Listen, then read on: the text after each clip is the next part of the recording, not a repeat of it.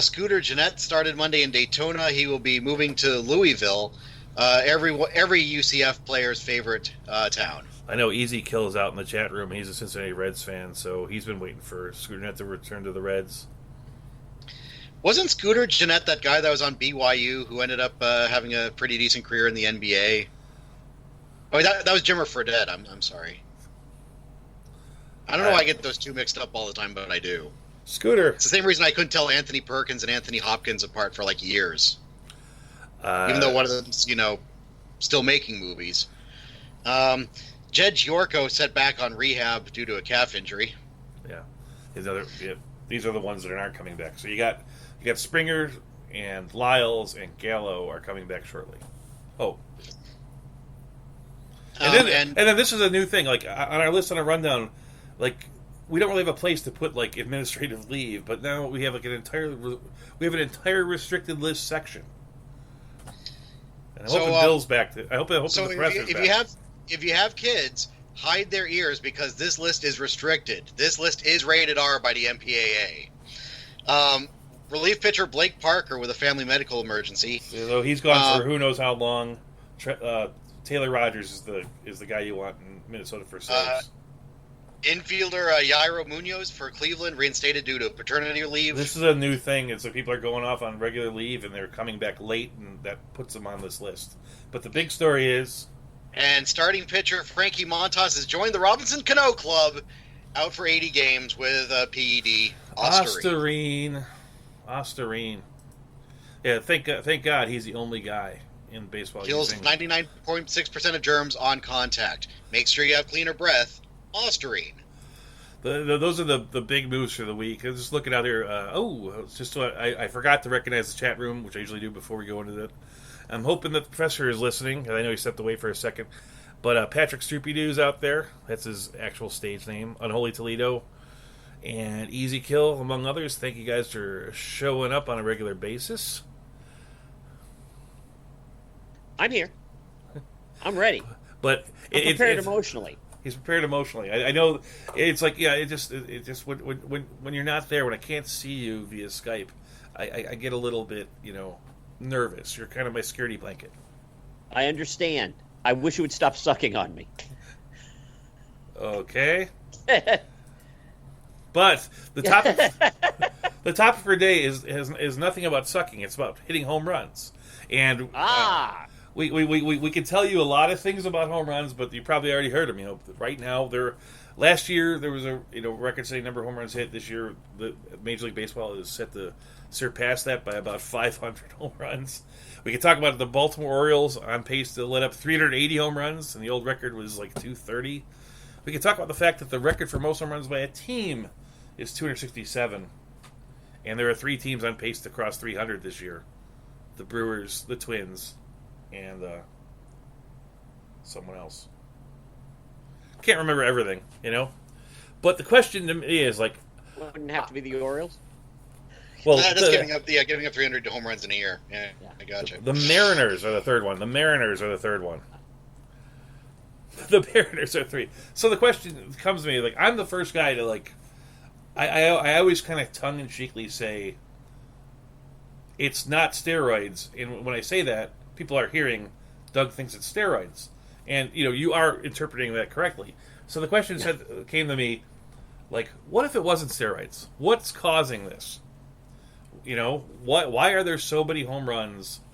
And, saying that it's not steroids. Can we put together a list of things that makes us think it's not steroids? I can. So I'll throw it to you first. I was going to just throw up some things, but if you have something, because really what I want what, like, sometimes people that are in the fantasy groupings are like a little too into it, so they can't see the forest for the trees. I remember, and this is for example, like I was talking up the Launch Angel Revolution, and somebody who didn't play fantasy baseball said to me, he goes, "You trying to tell me that they've been playing the game 120 years and last year they decided to start hitting home runs?" It's like, that's kind of ludicrous, you know what I mean? So, the floor is yours, Professor. Lecture on. So there are two reasons why I'm going to go not PEDs. I'm going to say that's not what it is. We're pushing aside PEDs, so we're pushing that aside. So I've got 2 things that that I'm going to rest my case on entirely. Pitchers, major league pitchers, will not stop bitching about the fact that the problem is definitely a juiced baseball. Definitely 100% that they have changed the formulation of the baseball. They've made it tighter. They've made it more aerodynamic. They've done something to handmade baseballs and managed to keep it a secret that no one has talked about. So we can also completely We're going to break that secret today. We're going to break it today. We can ignore that. That is just pitchers bitching because pitchers bitch. That's what they do. That is, if I was going to say you were going to describe the main jobs of a pitcher. One, establish a consistent way to deliver the ball to home plate. You'll have to change one letter. Yeah. 2, determine your exact release point on every pitch. And 3, bitch about anything that goes in any way wrong so that it's not your fault. So it's definitely not the baseball. I'm going to say right now. Before you get to number 2. Not the baseball. Can I give you the argument for it being the baseball? This is a little bit tedious. But it's like, first off, it's like 2 different groups. Major League Baseball last year hired like 11 physics professors to examine the ball and tell them why it's going further. Because there's no doubt that the results are the ball's going forward further. You know, they're getting more home runs. The question is to the why. And independently, the last year, early the 538 folks, Nate Silver and the ESPN guys, they looked at it. Nate Silver, they looked at the like the circumference of the ball versus the stitching, and they found that even though it was within the parameters of what's allowed, there's a little bit of a gray area. The way that it was designed aerodynamically would, in theory, account for 7 and 9 more feet on a ball. I don't know if that makes a big difference, but the bigger one is the other side of the coin. When Major League Baseball went into it, these logical people, these professors of physics, looked at it and said, we can speculate as to why, but we can tell you for a fact there's less drag on these balls than the old balls, right? And the home run things, and this is what not Manfred Mann, he was like, do what did Manfred he did. Mann. Rob Manfred. Wow. South African, by the way.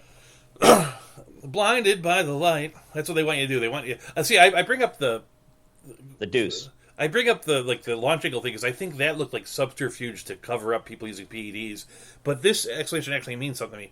He said that it was the physics of the baseball, and what happened was about 3 years ago, the company that makes baseball is Rawlings. Rawlings is wholly owned by Major League Baseball.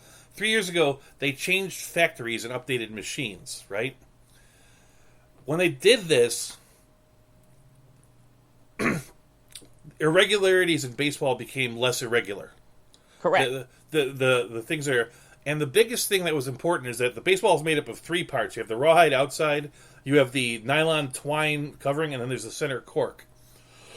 If the machinery is like, let's say, 30 times better at centering that cork, so it's not off the middle by a little bit, though there's less wobble when it moves, and that's what reduces the drag. There could be the physicists wouldn't say that was the problem. But they speculated it because in order to find out if that actually was the problem, they'd have to tear apart the baseball. And in process of tearing out the baseball, they probably would, because we're talking about like millimeters differences. Mm-hmm. They probably would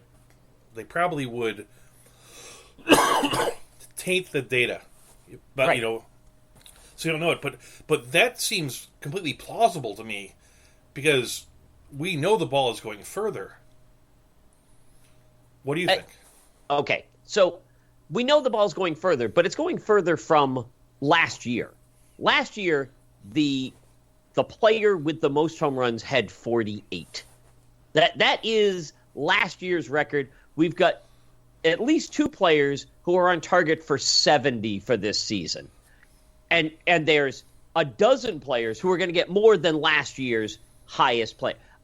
I really think that it is like every other sport.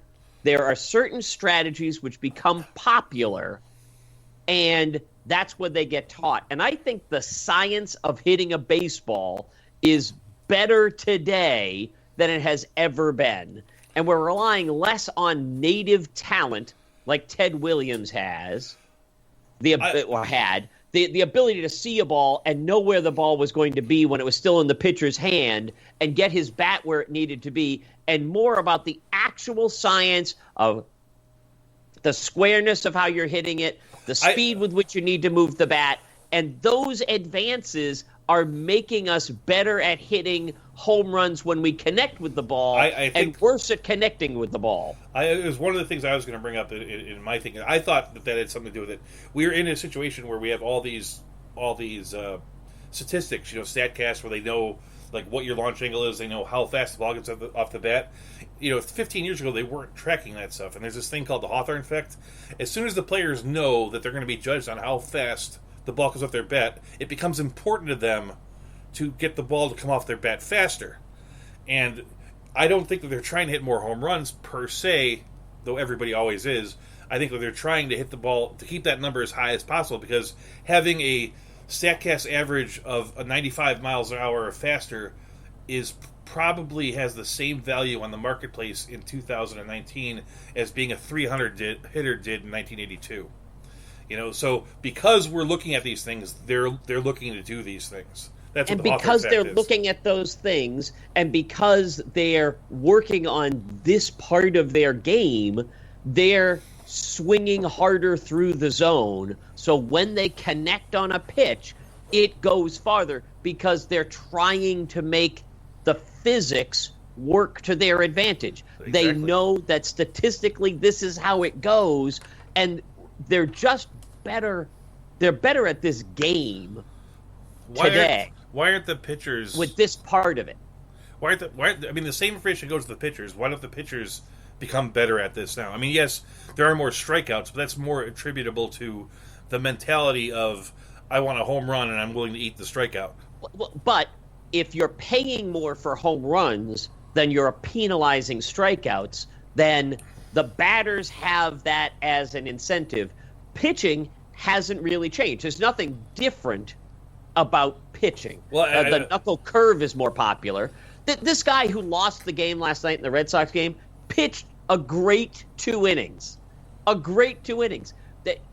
No one got on base with a hit except for Christian Vasquez, who hit the ball opposite field over the bullpen at Fenway Park. That's part of the reason why we look at this stuff and go, there's something up, because it seems like when a guy connects and hits a home run, you're like, damn, you know what I mean? But it seems like there's more and more home runs where a guy is sort of like mishitting it a little bit, and it's still no, he didn't look like he mishit it.